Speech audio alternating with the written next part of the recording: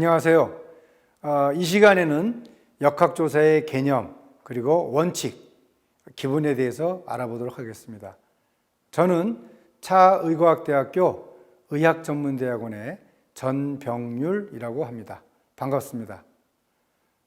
네, 우선 강의 순서는 역학이란 무엇인가, 그리고 감염병 및 예방, 감염병 예방 및 이런 관리에 관한 법률에서 역학을 어떻게 정의하고 있는지, 그리고 또 실제 역학조사가 어떻게 진행이 되는지, 그런 것들을 차례대로 알아보도록 하겠습니다.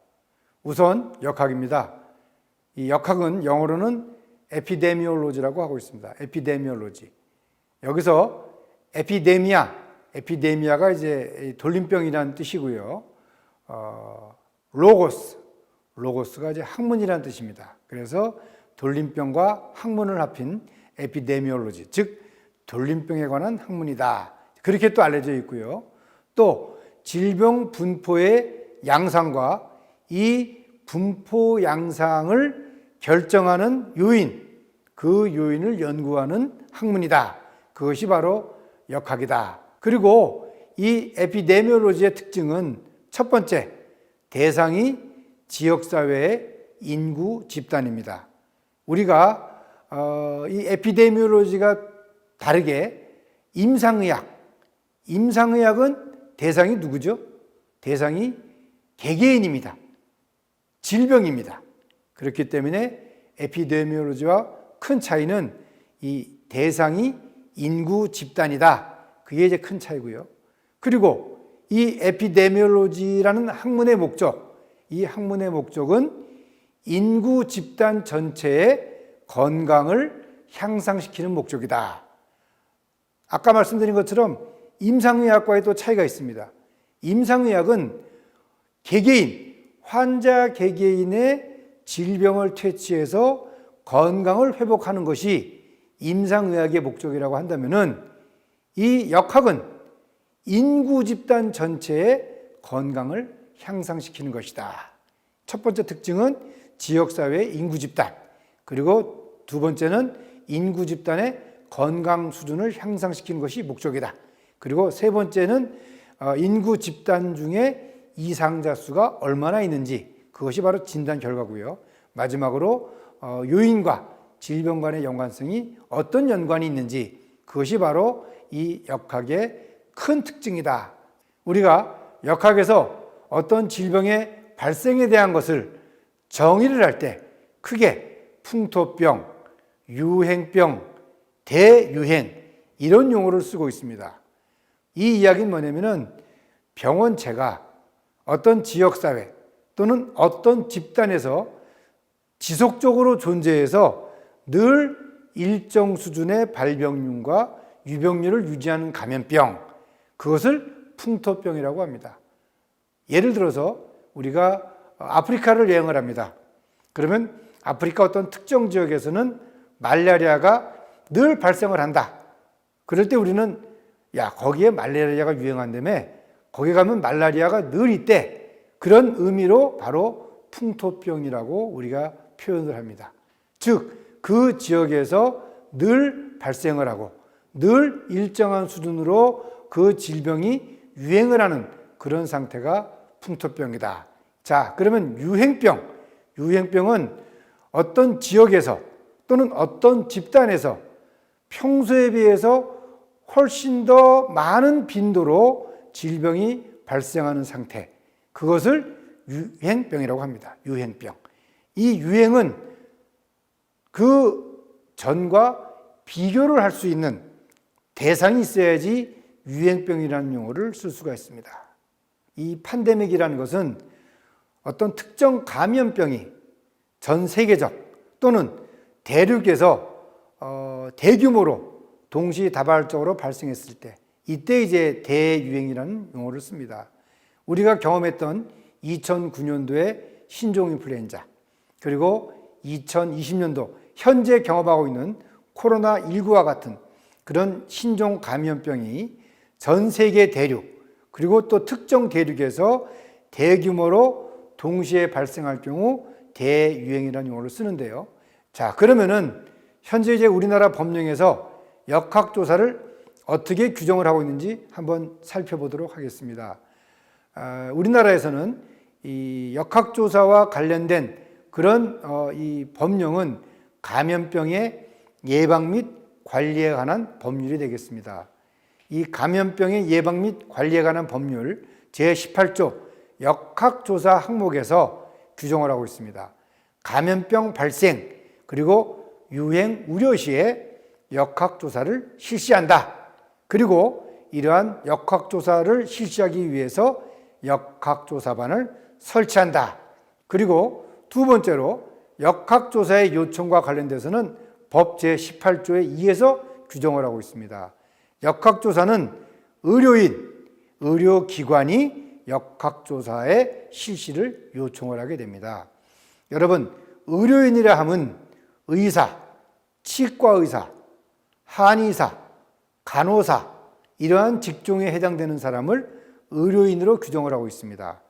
그렇기 때문에 이러한 의료인들이 어떤 특정 감염병의 발생에 대해서 좀 뭔가 이 감염병의 그 발생이 우려가 된다. 그런 판단을 할 경우에는 이 법령에 따라서 역학조사의 실시를 요청할 수 있고요. 또 뿐만 아니라 의료기관도 역학조사를 할 것을 요청할 수가 있습니다. 의료기관이라 하면 의원, 병원, 종합병원, 상급종합병원, 요양병원 등 각종 의료시설을 얘기하는 것인데요. 그 시설에 종사하는 사람들이 역학조사를 요청할 수 있다. 이렇게 이해를 하시면 좋을 것 같습니다. 네, 다음은 역학조사 인력의 양성 규정입니다. 법제 18조의 3에서 규정을 하고 있는데요. 역학조사를 전문적으로 실시하는 그런 인력을 양성할 것을 규정을 하고 있는데요. 그 내용으로는 법령에 따라서 정기적으로 역학조사에 관한 교육과 훈련을 실시하도록 하고 있습니다. 이 역학조사에 관한 교육과 훈련을 실시하는 주체는 중앙정부와 지방정부가 그 주체라고 보시면 좋을 것 같습니다. 그 규정 역시 제18조의 4에서 규정을 하고 있습니다.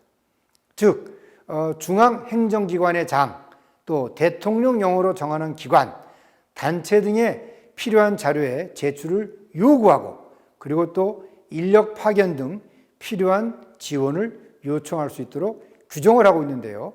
이 이야기는 뭐냐면은 역학조사에 참여하는 역학조사반이 예를 들어서 중앙행정기관의 장이라 하면 보건복지부 장관 또는 행정안전부 장관 이런 기관들이 되겠고요. 또 대통령령으로 정하는 기관 이런 기관들은 예를 들어서 건강보험공단이라든지 건강보험심사평가원 이러한 기관들이 되겠고요. 그리고 또 이런 여러 가지 단체들이 있습니다. 그런 단체들에 대해서 역학조사반원이 자료를 요청할 경우에 이 요청에 응해야 된다. 그런 내용이고요.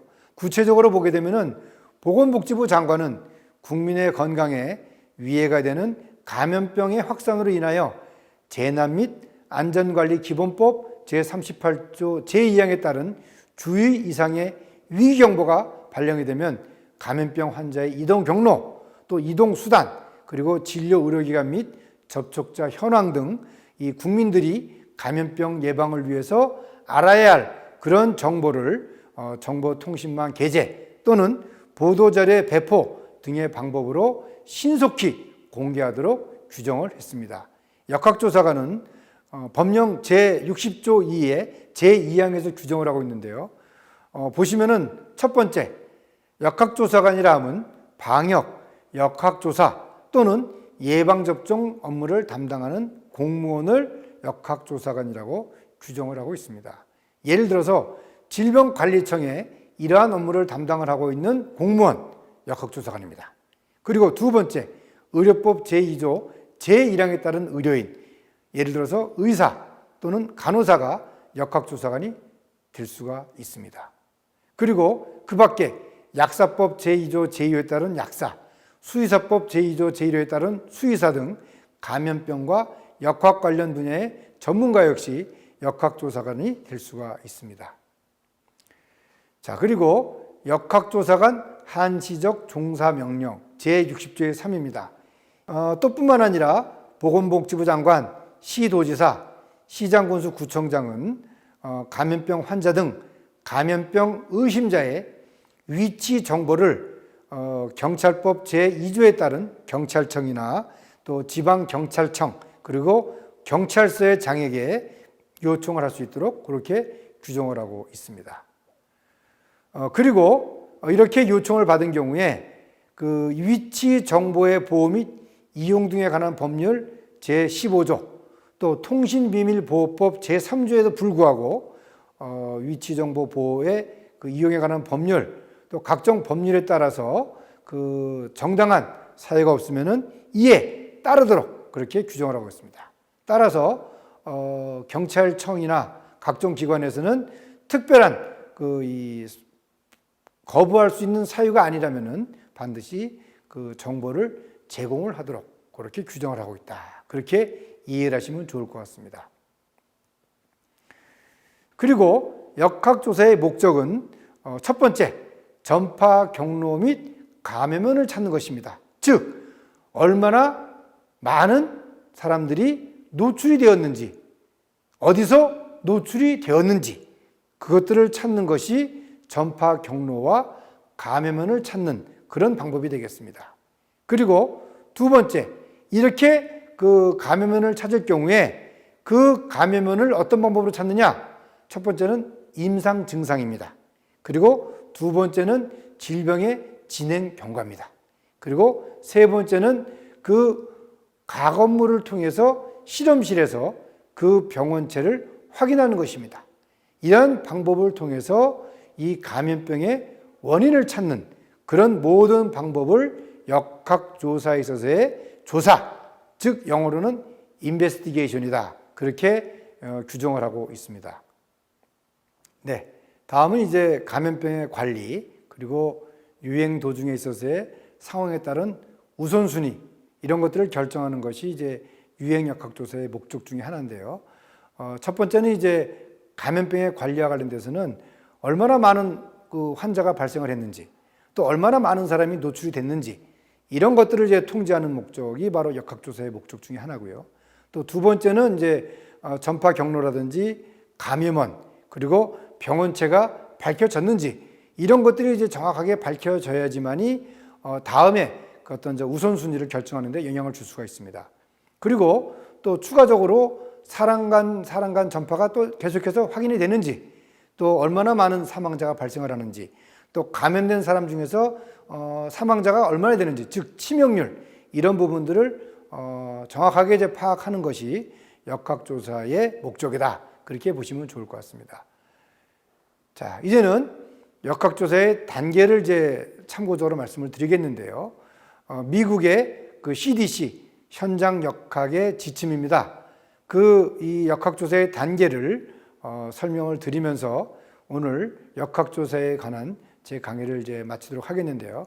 첫 번째, 미국의 CDC에서는 역학조사와 관련된 지침 첫 번째로 현장 조사를 할 수 있는 준비를 잘 갖춰야 된다. 그리고 두 번째는 이들 그 감염병에 대한 또는 유행하고 있는 질병에 대한 진단을 우리가 제대로 확인할 수 있는지 그 진단 방법을 다 이제 갖춰야 됩니다. 그리고 세 번째로는 실제로 그 역학조사를 하고 있는 질병이 유행을 하고 있는 것인지 또 그것이 사실인지 이것을 확인하는 그런 이제 과정을 거쳐야 됩니다. 그리고 네 번째로 실제 그 유행하고 있는 질병의 사례가 확인이 되었다. 그렇게 했을 경우에 이제 그 역학조사가 이제 구체적으로 이제 이루어지는 것입니다.